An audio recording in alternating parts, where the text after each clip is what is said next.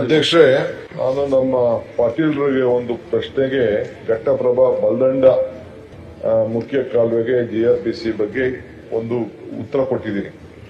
1722 ಕೋಟಿ ರೂಪಾಯಿದು ಒಂದು ಪ್ರಾಜೆಕ್ಟ್ ಮಾಡಿ ಸೆಂಟ್ರಲ್ ಗವರ್ಮೆಂಟ್ಗೆ ನಮ್ಮ ERM ಕಳಿಸ್ಕೊಟ್ಟಿದ್ದೀನಿ. ಯಾವುದು ABBP ಪ್ಲಾನ್ ಅಲ್ಲಿ ಅದು ಬಂದ್ರೆ 60-40 ಸ್ಕೀಮ್ ಅಲ್ಲಿ ಸೆಂಟ್ರಲ್ ಗವರ್ಮೆಂಟ್ 60%, 40% ನಮ್ದು ನಾವು ಮಾಡ್ಕೊಡ್ತೀವಿ. ಅದರ ಮೇಲೆ ನೀವು ನಿಮ್ಮ MP ಇಬ್ರು ಸೇರಿ ಸ್ವಲ್ಪ ಒತ್ತಡ ಮಾಡಿ ಅದನ್ನ ಕ್ಲಿಯರ್ ಮಾಡಿ.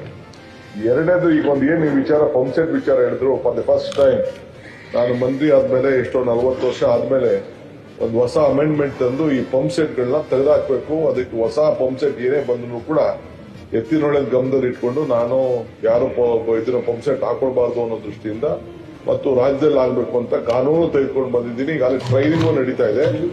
ನಾನು ನೀವು ಮತ್ತು ಎಲ್ಲ ಒಂದು ಅಮೆಂಡ್ಮೆಂಟ್ ಒಂದು ಮೂವ್ ಮಾಡಿದ್ದೀನಿ, ರೆಸಲ್ಯೂಷನ್ ಎಲ್ಲಾ ರಾಜ್ಯದಲ್ಲಿ ಎಲ್ಲಾ ಪಂಪ್ಸೆಟ್ ಗಳನ್ನ ಎಲ್ಲೆಲ್ಲಿ ಕಾಲುವೆಗಳಿದೆ ಇದನ್ನೆಲ್ಲ ತೆಗೆದಾಕಕ್ಕೆ ಒಂದು ಮಾಡಿ ಒಂದು ಹೊಸ ಕ್ರಮ ಕೈಗೊಂಡು ಒಂದು ಆಂದೋಲನ. ಏಕೆಂದ್ರೆ ಟೈಲೆಂಡ್ಗೆ ನೀರು ಹೋಗ್ಲೇಬೇಕು.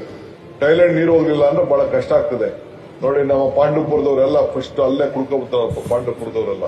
ಸೊ ಕೊನೆಗೆ ಮಳವಳ್ಳಿಗೆ ಹೋಗಲ್ಲ, ಎಲ್ಲಿಗೂ ಹೋಗಲ್ಲ, ಹಂಗೆ ಲಾಸ್ಟ್ ಆಗಲ್ಲ. ನೀವೊಂದು ಮೂವ್ ಮಾಡಿ ಎಲ್ಲ MLAs ಒಪ್ಕೊಳ್ಳಿ. ಈಗೇನೆ ಒಂದು ಡ್ರೈವ್ ನ ಶುರು ಮಾಡೋಣ.